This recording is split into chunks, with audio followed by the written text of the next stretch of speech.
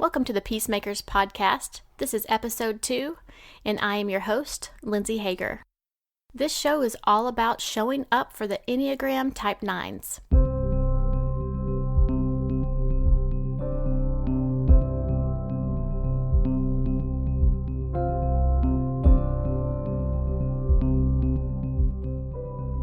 So for this second episode, we're going to talk about briefly the Enneagram and just some history of it. And then we're going to go right into talking more about Type 9. I'm going to share some personal examples of how this is showing up in my life.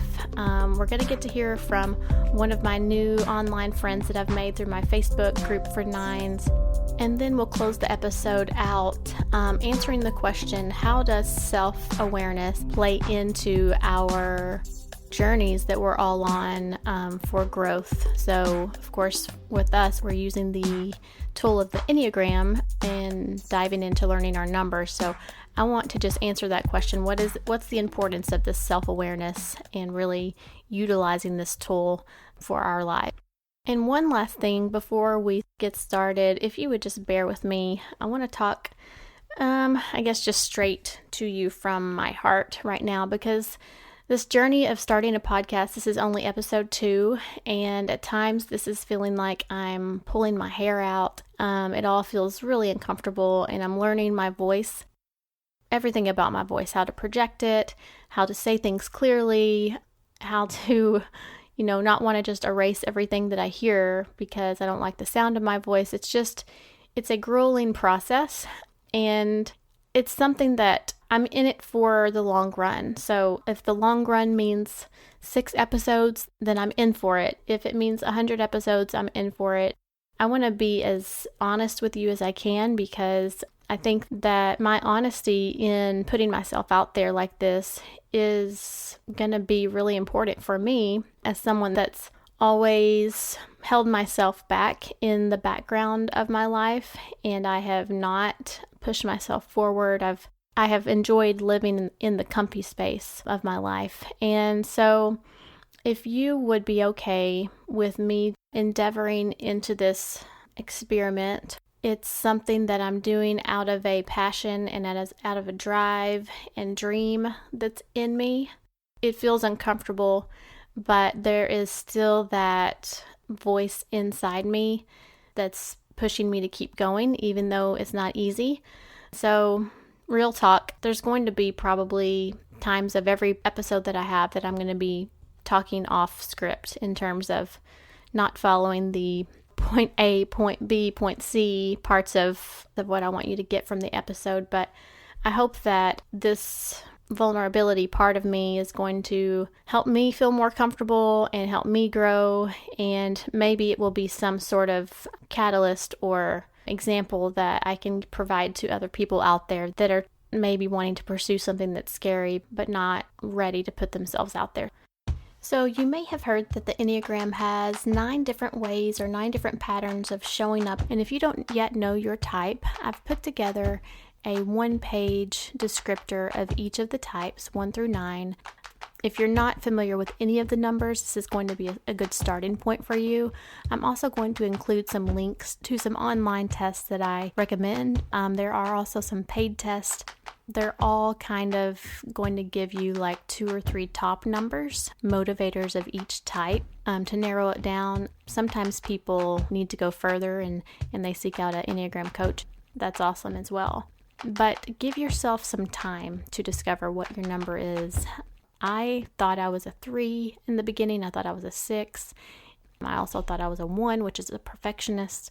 And now that I know I'm a 9, it makes sense that those other numbers would have shown up on my assessment. But I think it takes some time. I mean, you may read through and be like, oh, this is me. I have no question. And it might totally be you. But I've talked to people that they might think there's something for a couple of years before they realize actually maybe they were just in a really unhealthy space. Maybe they're going through a lot of stress in their life during that time. And so after that time has passed and they're getting to know themselves in a new way or different things are happening, they realize that they were mistyped. So give yourself some time. I wanted to provide that sheet for you. It's free. Just go and click on the download You don't have to offer your email or anything. It's just a resource that I put together for you. So the Enneagram is a personality typing system, and many of you may have heard of like the Myers-Briggs typing system or the StrengthsFinder. And the Enneagram can be categorized in that same sense of learning about our personality traits and characteristics and how we're showing up in the world. So how are we showing up through ways of thinking and feeling and acting? But I think the unique aspect of the Enneagram is that it focuses on those unconscious motivators. And so a lot of people are finding more resonance with it because maybe they've lived throughout their life similar to me, that they know they have these patterns that they just are continually living through, but they might not know, like, am I the only one that lives through this? Is this just unique to me? Or they've been trying to work past it, and it's just something they can't seem to get over the hurdles of those parts of their personality. So the Enneagram has been around for many years. It even dates back to ancient Egypt, and certainly the modern Enneagram. It holds philosophies that are in line with the Christian faith and Buddhism and Muslim faith, and also Judaism. The heart of this Enneagram is really that universal insight that human beings are spiritual presences, and we have this inner spirit that is actually like an embodiment of our Creator. And maybe you don't come from a faith background, or maybe you do, but I think it's a fairly widely accepted viewpoint or belief that we all have some part of us that is like the deep down core of who we are. In the book, The Wisdom of the Enneagram, they describe this spirit or this true nature as our essence. One thing it says is, if we can stay in the present, in our discomfort, we will also feel something that's arising in us.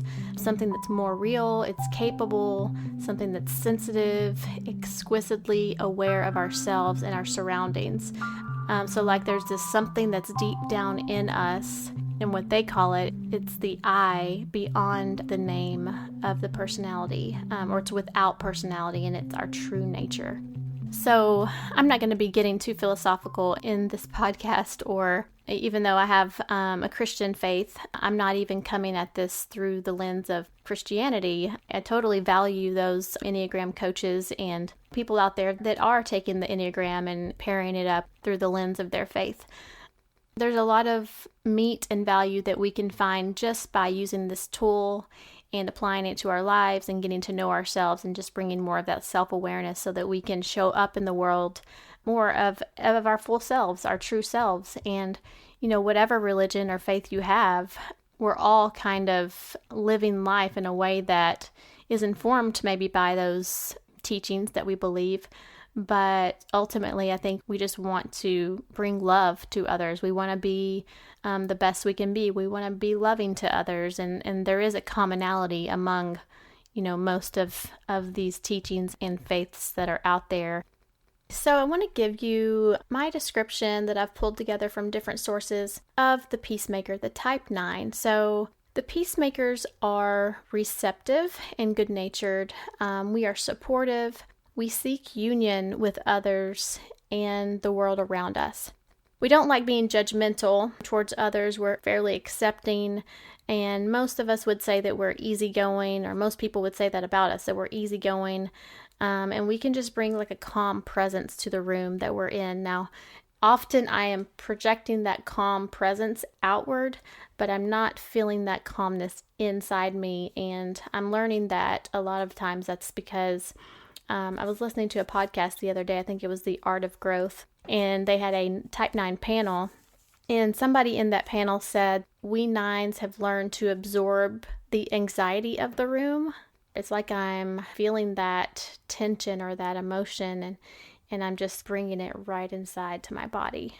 So everyone else around me they're like, oh, you just seem so calm in that situation. Like, you just handled it so well. And I'm like, oh my gosh, I was dying inside, trying to hold myself together or, swallow my words. Because of our desire to avoid conflict, we minimize things that are upsetting.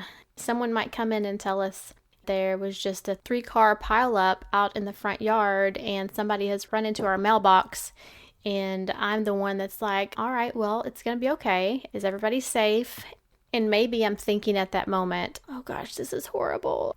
Or, maybe I am really like, this is going to be okay. But somehow those emotions that most people would be like projecting outward, somehow that's going to catch up with me. And I am going to feel that later on if I'm not feeling it right there in the moment. It's like I go into this autopilot of protecting myself and trying to bring calm to others in those situations. And then it could come out later on through me just needing a long nap, or it might come out through me snapping at my husband or my daughter, or I might just get kind of quiet for a few days. And all these things are happening like without me being super conscious that I'm absorbing it and reacting in this way. We're going to talk extensively through the podcast about what that looks like and how to slow ourselves down and how to learn new ways of expressing ourselves and being more in tune with our bodies. But I just wanted to give you a quick example of how often we're just on autopilot and it's just happening without us even thinking. One great things that I love about 9s, we have a gift for helping people. We can make connections pretty naturally. We may not love the big crowd of people, but when we're one-on-one and with people, we have this ability to make others feel comfortable, and we can see all sides of an issue. We can see different people's points of view. So they may be telling us something that we've never even considered, but because we kind of have a sixth sense of empathy and understanding, we can start to see how people arrived to a decision that they made in a situation, or that how they may have felt different ways in different parts of their life. So that's a really great quality that we have that's unique to the type 9. A big part of diving into the Enneagram and in your number is looking at the childhood patterns that each number has. And so we are going to focus some on our childhoods and not to do any deep digging, but really just see some of those childhood messages that we may have received. A website that I use, 9types.com. It's from the authors Barron and Wagele, Enneagram Made Easy. They say that 9s as children are often can feel ignored and that their wants and opinions and feelings are unimportant. They tune out a lot, especially when others argue. They're good children. They deny anger and they keep that anger to themselves. So I can see some of this in myself, definitely. Just the sentence, they feel ignored and that their needs and wants and opinions are unimportant. It wasn't that my family was trying to ignore me by any means. It's just, the circumstances of being the youngest child. A lot of families I've met that have 3 or 4 kids, and the youngest child is just along for the ride. Often the youngest child seems to be kind of the easygoing one and go with the flow. They're being pulled into the van to go to the soccer game. They're being woken up early in the morning to go for the softball tournament. They're living in a different reality of what the oldest child did when they were born, or the middle child. Even thinking about my daughter, she's an only child, and the world that she's growing up in is having the center of our attention, the center of every moment. She can't get away with anything. We're watching her like a hawk. I'm sure that's pretty smothering to her, by the way. But being the youngest child was also just a gift to me. My sister, a shout out to Alicia, because she made my bed for me. She cleaned my room. She taught me to tie my shoes and to swim. And I remember times that I would be playing Barbies in the floor and I would leave to go to the bathroom and come back and she would have cleaned up everything for me. I didn't have a lot of needs or wants that I even was in touch with. And I don't understand the psyche and how a person's type or personality is developed, on a grand scale. But I'm just kind of supposing that, those are some ways that I may have gotten those messages that I was ignored, or that, my needs weren't important. So I want to share with you, we have a Facebook community for Enneagram 9 stories. That's my Instagram, and that's our Facebook community just for 9s. And a lady that's in there that's become an online friend of mine. She lives in the United Kingdom, and she and I had an interview a few weeks ago, and I asked for her permission to use part of her story. And so I just wanted to share this with you really quick because she's talking about her experience as being a type 9. The anger part of the 9, when do you see that come out for you? Well, do you know, that was a funny thing. That was the most resistant thing about 9, that, I was horrified when I found out about anger, because I felt like that's not in me at all. And a lot of people that know me would say, but you're not an angry person. The reason for that was because I grew up with a father that was extremely angry. And I was very frightened. And so I've always been frightened of people's anger. If they're shouting around, don't like it. So I avoided it. And also I thought that if I feel angry, it's going to mean that I'm the same as him. And I didn't want that, Yeah. But since then, I've had to work on it. And I do recognize the anger. And a lot of the anger is about feeling like I'm invisible. Yeah. A lot of those experiences of being somewhere and being part of something, but then you're the one that's actually forgotten. There was one time in school and we all had to put things into a box, a time capsule, to be buried in this new building foundations. And I was there with the teacher's verse, and they called every person in turn to come and put their things in, and then forgot about me, and that was like typical. And that, I found, got me into an incredible kind of rage inside about it. Like, why am I not here? When I was a child, it was something I did, I think, to keep myself safe. I thought I put a cloak of invisibility on myself, keep safe, like walking through a room with my dad in it. But then later on, it felt like the cloak had got stuck and I couldn't get it off.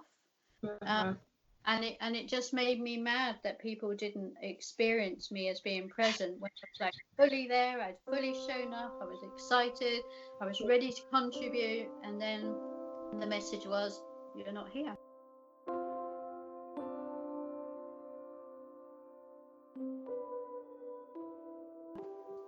How are you showing up in your life? Are you holding back?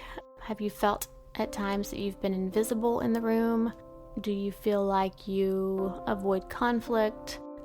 The Enneagram 9s that I'm talking to, we definitely all have this inertia. We feel like when we're going strong, we can stay focused, and then as soon as we stop, it can take us a good 3 hours to get up and start back again, or even sometimes days it can take to find that motivation to get going again. And that's been the story of my life.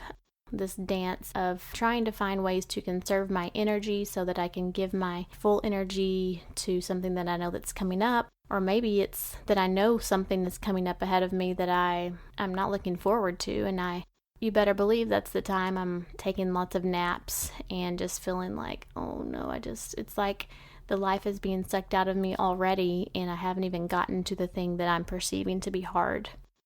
I just hope that something that you've heard today has resonated with you. I mean, I wanted to give you more of an overview of the Peacemaker, and we're going to go more into the wings and the triads, and we're going to look more at the other numbers and, how they interact in our lives and how knowing those numbers will improve our relationships and the way that we show up for them in their relationships.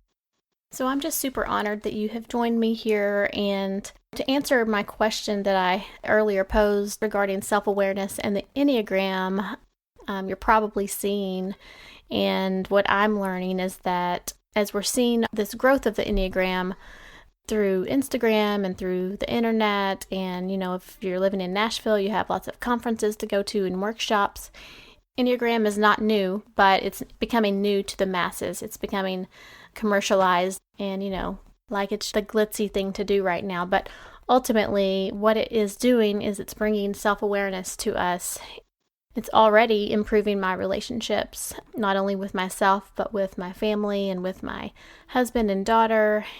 It's helping me see the way out of these patterns that I've been struggling with for a long time. And it's helping me be more patient with others and more loving towards others. And isn't it like kind of the best time, with all the discord we have in our country and in our world?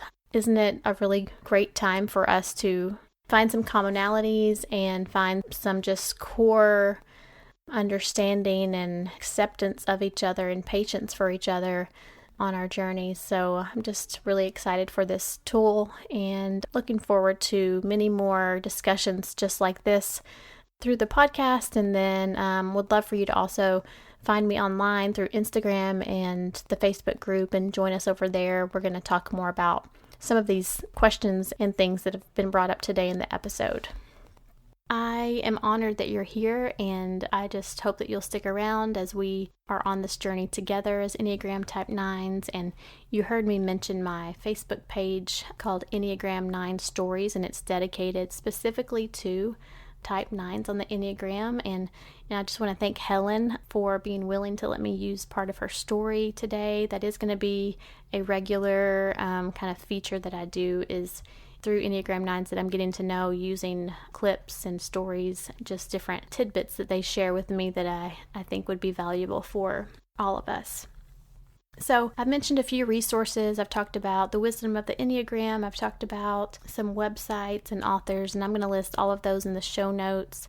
I'm also going to be giving away a book that you'll see in the show notes. It's called The Essential Enneagram, and if you are interested in getting this book, it's just a great little tool for you if you're still trying to figure out your number or just want to take another look at all the numbers. The Essential Enneagram, written by David Daniels and Virginia Price. I'm going to be doing a drawing for this book, and then I'm going to be offering a little pocket journal. I'm going to be giving away one of those. So if you click on the link to sign up for the book or to sign up to win the journal, you'll click right into my website and just give me your email address, and that'll sign you up for this contest.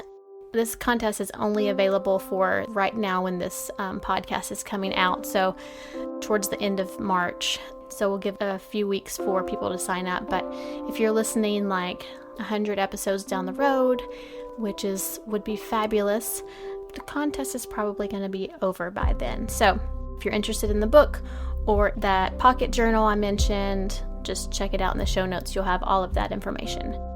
Another shameless plug, and as an Enneagram 9, not the best self-promoter, but it is apparently a big deal to get some reviews on your Apple iTunes account, especially on the first day of your podcast coming out. And so if you've made it this far, you are my best friend out there. Go on iTunes, leave me a review, show me some love. If you liked it, just tell me what you liked. If you didn't like it, then tell me what you didn't like. I guess that's okay too. So a big shout out to a few people. I feel like I'm giving my Oscar acceptance speech, and so here we go. I want to thank my husband, Jonathan, for the beautiful music he's put into my podcast, and he's a music guy, so he's loving doing that. And then my editor, Erin McLeod, has been awesome to work with. My daughter, because she desperately wants to play Twister with me. Now that I'm done recording this episode, I can go and play Twister with her, so she's going to be super duper excited.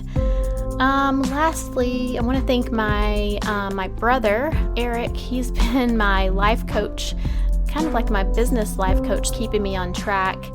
Last but not least, my podcast coach, and her name is Lynsay Anne Gould.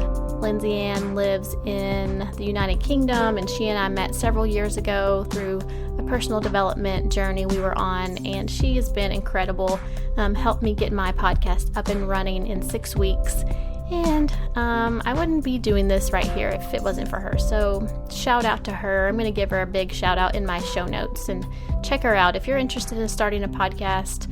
She's been so encouraging and amazing. So, all right, guys, thanks for tuning in, and I'll see you in episode 3.